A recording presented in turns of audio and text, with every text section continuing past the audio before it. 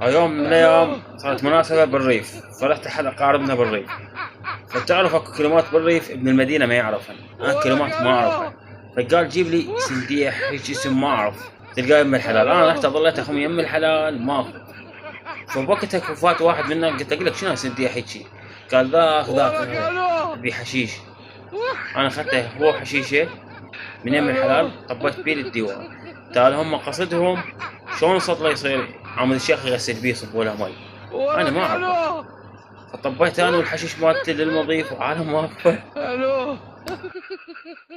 واحد من ذول اللي واقفين كان بشلاق الا شويه درباني الا شويه راح يصير بالحشيش، قال امشي سافر واشفع على امواكم ناس شنو جايب حشيش للشيخ، من ذاك الشلاق بعد